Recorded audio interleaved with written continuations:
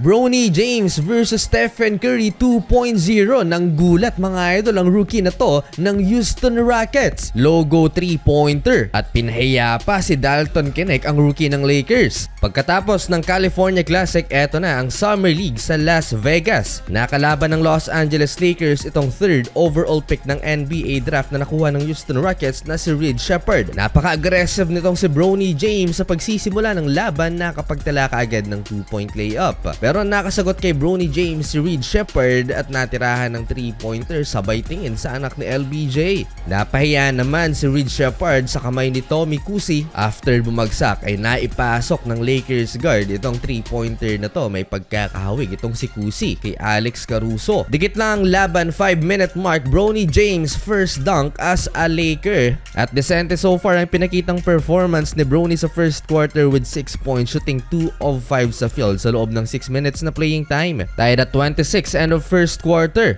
Second quarter, inantok na si Bronny. Isa sa nagpapakilala dito sa LA Lakers sa Summer League ay itong si Maxwell Lewis. Explosive at athletic power forward. 21 years old, second round pick noong 2023 NBA Draft. Natambakan ng 11 points ng Houston Rockets ang LA Lakers pero nakabawi naman ang ibinalik ang starting 5 nila. Dito na nag-step up ang first round pick ng Purple and Gold na si Dalton Knecht. Hitting this tough fadeaway mid-range jumper. Led by Cam Whitmore lamang ang Houston Rockets halftime 54-45 with 10 points habang ang kanilang rookie na si Reed Sheppard 7 points on 2 of 7 shooting.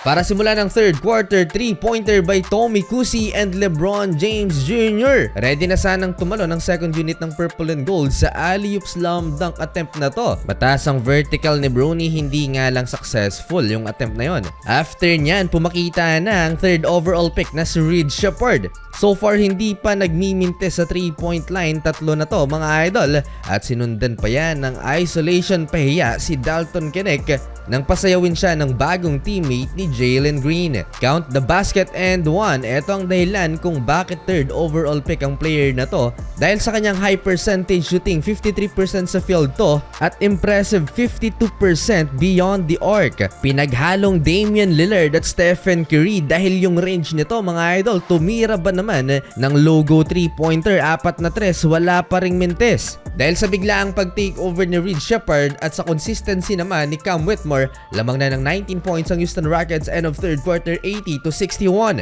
Inalat dito sa second half si Bronny James, hindi pa nadadagdagan ang kanyang 6 points na naitala sa first half, 2 of 8 shooting so far. Nag-e-enjoy na lang itong Houston Rockets habang si Bronny James napakaraming field goal attempts ang binitawan niya dito sa fourth and final quarter. Parang pinagbigyan talaga ng kanilang coach dito si Bronny. Finally, 7-minute mark, nakapagtala na rin ang puntos ang anak ni LeBron. Sa kabuuan, hindi maganda ang performance ni Bronny James sa ngayon, shooting only 3 of 13 sa field at 0 for 7 sa 3-point area.